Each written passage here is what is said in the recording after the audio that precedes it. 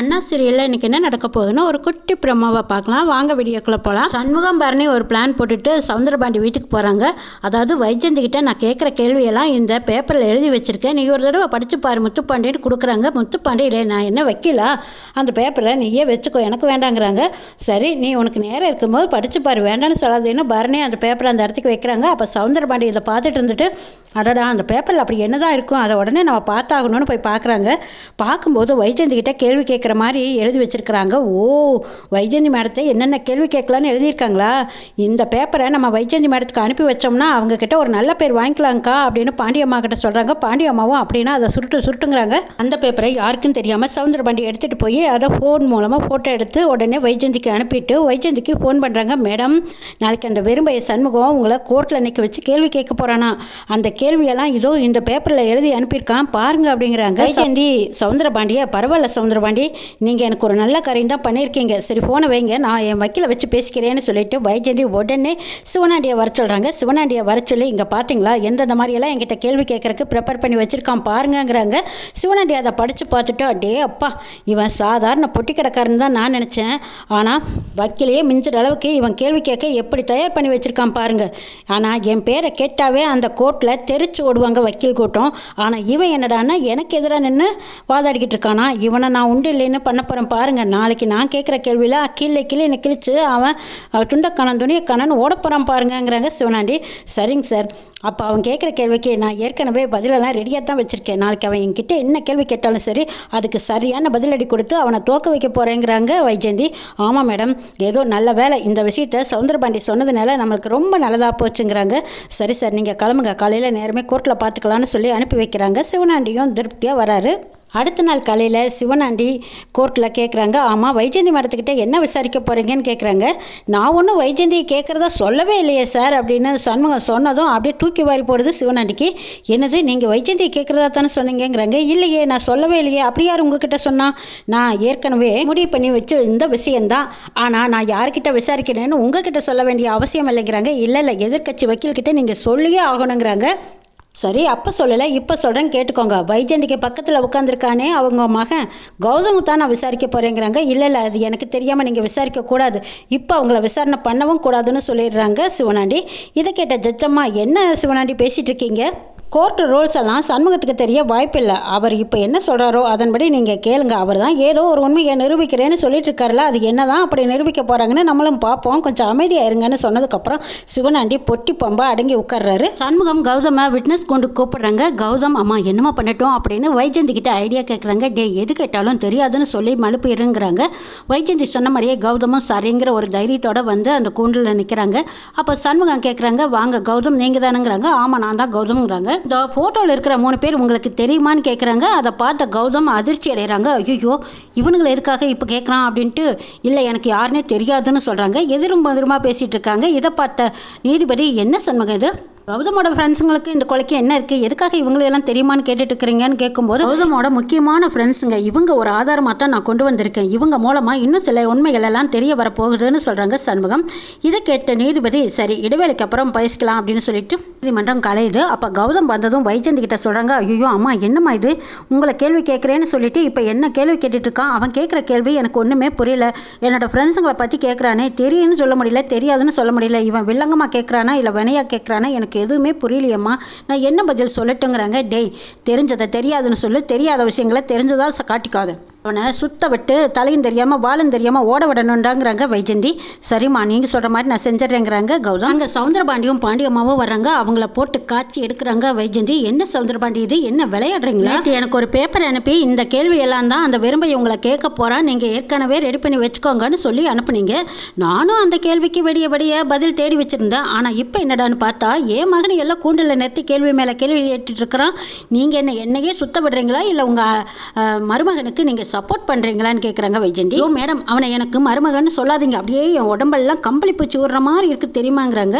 இங்கே பாருங்கள் மிஸ்டர் சவுந்தரபாண்டி, நீங்கள் 2 பக்கம் நடிக்கிறீங்களோன்னு எனக்கு சந்தேகமாக இருக்குதுங்கிறாங்க வைஜெயந்தி. ஐயோ மேடம், நான் உண்மையை உங்களுக்கு எப்படி புரிய வைப்பேன்னு எனக்கு தெரியலையே. ஐயோ, அந்த வெறும்பையை தோற்று போகணும்னு தானே நான் நினச்சிட்டு இருக்கிறேன். அதுக்காகத்தானே உங்களுக்கு இவ்வளவு கஷ்டப்பட்டு அந்த கேள்வி பதிலெல்லாம் திருடி உங்களுக்கு அனுப்பினேன் மேடம். நீங்கள் நீ தப்பாக நினச்சா நான் என்ன செய்யட்டும்? ஆனால் அந்த வெறும்பையை இப்படி திடுதுப்போன்னு குட்டியாக்காரன் அடிப்பான்னு நான் நினச்சி கூட பார்க்கல மேடம். உங்கள் பையனை வந்து கேள்வி கேட்பான்னு நான் நினச்சி கூட பார்க்கல. இந்த கொலைக்கு உங்கள் பையனுக்கு என்ன சம்மந்தம்னு கூட எனக்கு தெரியாது. ஏதோ நீங்கள் இருக்கிறீங்கிற தைரியத்தில் தான் நான் அவனை மாட்டி விடலான்னு ஏதோதோ நானும் முயற்சி பண்ணி பார்த்தேன். ஆனால் அவன் கோர்ட்டில் வாதாடுறதை பார்த்தா எனக்கே பயங்கரமாக தெரியுது. போக்க பார்த்தா பயமாகவும் இருக்குது மேடம்ங்கிறாங்க சவுந்தரபாண்டி. இந்த சவுந்தரபாண்டியை திட்டி எந்த பிரயோஜனம் இல்லை. ஆனால் இந்த சவுந்தரபாண்டி இந்த மாதிரி நம்மக்கிட்ட விஷயங்களை சொல்லுவார்னு தெரிஞ்சுக்கிட்டு தான் அவங்க வேறு மாதிரி பிளானை மாற்றி போட்டிருக்காங்க. இது தெரியாமல் சவுந்தரபாண்டியும் அந்த லிஸ்ட் எடுத்து உங்களுக்கு அனுப்பிச்சி வச்சுட்டாங்க. நாமளும் அதுதான் நம்பிட்டு இருக்கிறோம். ஆனால் எத்தனையோ லாயரோட நின்று போராடி இருக்கேன். ஆனால் இந்த மாதிரி ஒருத்தனை நான் பார்த்ததே இல்லை மேடம். இவன் சரியான வில்லாதி வில்லன் தான். நம்ம படித்து என்னதான் அதிகாரத்தில் அதிகாரியாக உட்காந்துருந்தாலும் அவள் சாதாரண பொட்டி கிடக்காரன் நம்மளையே சுத்த விட்டுட்டான். பார்த்தீங்களா? அவள் ஒரு முட்டாள். நம்மளை இந்த மாதிரி தான் கேள்வி கேட்பான்னு நாம் நினச்சது தான் பெரிய முட்டாள்தனம். அம்மா, நீங்கள் எல்லாம் பேசுகிறத பார்த்தா எனக்கு பயமாக இருக்குது. அடுத்தது இந்த சண்முகம் என்கிட்ட என்ன கேள்வி கேட்க போகிறான்னு எனக்கு தெரியலையேங்கிறாங்க கௌதம். டே கௌதம், இருடா பார்க்கலாம் பேசிக்கலாம் அப்படின்னு சொல்லிட்டு வைஜெயந்தி சிவனாண்டி கிட்ட கேட்குறாங்க. சிவனாண்டி சார், அடுத்தது கௌதம் கிட்ட என்ன கேள்வி கேட்கறதுக்கு வாய்ப்பு இருக்குது, உங்களுக்கு ஏதாவது தெரியுதாங்கிறாங்க. அப்பப்பா, இந்த பொட்டி கிடக்காரங்கிட்ட நான் மோதுறது போதுமடா சாமின்னு இருக்குது. ஆனால் இதே வக்கீலாக இருந்தால் இன்னாரும் எப்போவே அவங்கள முடிச்சு போட்டு மூலையில் உட்கார வச்சுருப்பேன். ஆனால் இந்த பொட்டி கிடக்காரனுக்கு ஜட்ஜ் அம்மாவும் அவன் பேசட்டும்னு வெட்டிக்கிட்டே இருக்காங்க. அவனும் தெரிஞ்ச செய்தியெல்லாம் கொண்டு வந்து நிறுத்திக்கிட்டே இருக்கான். நான் என்னால் எதுவுமே பேச முடியாமல் ஒரு சூழ்நிலையில் இருக்கேன். இப்படி நான் ஒரு நாளும் கோர்ட்டில் திணறினதே கிடையாது. ஆனால் இவன் முன்னாடி நான் திணறும்படி என்னை வச்சுட்டானே. என் கண்ணிலேயே விரல விட்டு ஆடுறாங்கிறாங்க. ஐயோ என்ன சார், நீங்கள் உங்களை தான் நாங்கள் மழை போல நம்பிட்டு இருக்கிறோம். ஆனால் நீங்களே இப்படி தளர்ந்து பேசினா நாங்கள் என்ன செய்யறது? எப்படியாவது கௌதமியும் என்னையும் காப்பாற்றணும். இப்போ தேவையில்லாமல் நாங்களே வந்து சிக்கிக்கிட்டோம்லோன்னு எங்களுக்கு தோணுதுங்கிறாங்க வைஜெயந்தி. சார், நான் வேணா இதுக்கு எனக்கு சம்மந்தம் இல்லைன்னு நான் இப்போவே இங்கேருந்து போயிட்டுமான்னு கேட்குறேங்க கௌதம். இல்லை நீ அப்படி போனேன்னா நீதிபதி உடனே உன்னைய ஆள் விட்டு தேட சொல்லிடுவாங்க. அப்புறம் காலத்துக்கும் உன்னை தேடிக்கிட்டே இருக்கணும். நீ மறைஞ்சு எங்கே ஓடுனாலும் திரும்பவும் வந்து சிக்கித்தான் ஆகணும். அதனால நீ தைரியமாக அவன் கேட்குற கேள்விக்கே பதில் சொல்லு. ஆமாங்கிற விஷயத்துக்கு இல்லைன்னு சொல்லு, இல்லைங்கிற விஷயத்துக்கு ஆமான்னு சொல்லு. அவனை எப்படியும் மேடம் உங்கள் பையனை போட்டு மிரட்டாதீங்க. அந்த கூண்டுக்குள்ளே நிற்கும்போது எனக்கே கை காலெல்லாம் விடவெடுத்து போச்சு. பாவம், இந்த தம்பி சின்ன பையன் பாவம். அவன்ட்டு இந்த சண்முக பையன் உருட்டுன்னு உருட்டி கேள்வி கேட்குறான். உங்கள் மவன் தான் என்ன செய்வான்? விட்டு போடுங்கிறாங்க சவுந்தரபாண்டி. சிவனாண்டி சார், என் கண்ணிலேயே விரலை விட்டு ஆட்டிட்டான். நான் எப்படியாவது இதுலேருந்து தப்பிச்சாகணும். நாங்கள் மட்டும் சிக்கிட்டோன்னா எங்கள் வேலையே போயிடும். தயவுசெய்து எங்களை இந்த கேஸ்லேருந்து காப்பாற்றுங்கன்னு கேட்குறாங்க வைஜெயந்தி. இந்த பக்கம் சிவனாண்டி சொல்கிறாங்க, அடப்போங்க மேடம், இந்த மளிகை கடைக்காரன் என்னையே இந்த பாடுபடுத்துவான்னு நான் நினச்சி கூட பார்க்கல.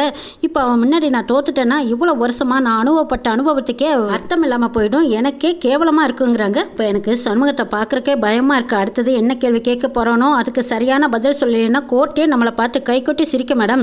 எனக்கு அதை நினைக்கும் போது தான் பயமாக இருக்குதுன்னு சொல்லிட்டு இருக்காங்க சிவனாண்டி. அடுத்தது என்ன நடக்க போதோன்னே அப்படியே என் வயிற்றில் புளியை கரைச்சி விட்ட மாதிரி இருக்குது அப்படின்னு சொல்லிட்டு இருக்காங்க சிவனாண்டி.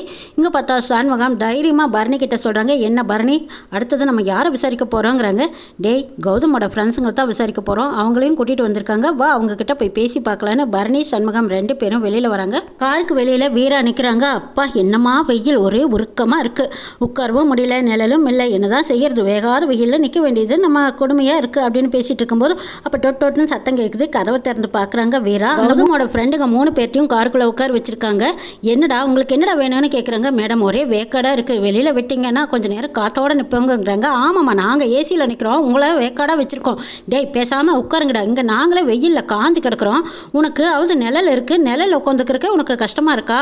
பேசாமல் வாய் முடிக்கிட்டு உட்காந்துருக்கணும்டா. அங்கே சண்முகம் பரணி வர்றாங்க. வந்ததுமே வீரா கிட்ட கேட்குறாங்க, எங்கே அந்த 3 பேர்னு? இதோ உள்ளதான் பாதுகாப்பாக பத்திரமா உட்கார வச்சிருக்கேன்னு அப்படின்னு சொல்கிறாங்க. வீரா கதவை திறந்து விடுறாங்க. என்னடா, உன்னோட ஃப்ரெண்டு கௌதம் உங்கள் 3 பேர்த்தையும் தெரியாதுன்னு சொல்லிட்டாங்கிறாங்க. எது, என் ஃப்ரெண்டு தெரியாதுன்னு சொன்னானா? ஐயோ சார், அவனை எனக்கு நல்லா தெரியுங்கிறாங்க. உயிர் நண்பன்னு நீங்கள் தாண்டா சொல்லிக்கிட்டு இருக்கீங்க, ஆனால் அவன் உங்களை தெரியாதுன்னு கோர்ட்டில் சொல்லிட்டான். 3 பேருமே அதிர்ச்சி அடைகிறாங்க. ஆமாண்டா, உங்களோட 3 பேரோட ஃபோட்டோவையும் வச்சு கூட கௌதமை கேட்டு பார்த்துட்டேன். அவங்க யாருன்னே தெரியாதுன்னு சாதிச்சிட்டான். உங்கள் 3 பேர்த்தையும் முன்ன பின்ன பார்த்தது இல்லைன்னு சொல்லிட்டான். ஒருவேளை உங்களால் அவனுக்கு ஆபத்து வருதுன்னா கண்டிப்பாக என்கவுண்டர் பண்ண கூட தயங்க மாட்டான். நீங்கள் என்ன முடிவு பண்ணியிருக்கீங்கன்னு கேட்குறாங்க. அப்போ சாரி சார், கௌதமே எங்களை பற்றி இப்படி சொன்னதுக்கு அப்புறமா கௌதம் கூட நாங்கள் செஞ்ச தப்பையெல்லாம் கோர்ட்டில் ஒத்துக்கிறோம். கௌதமோட தப்பையும் நாங்கள் நிரூபித்து காட்டுறோன்னு 3 பேரும் சொல்லி கோர்ட்டில் வந்து கௌதமை மாட்டி விட்டுறாங்க. என்ன நடக்குது நாளை பார்க்க.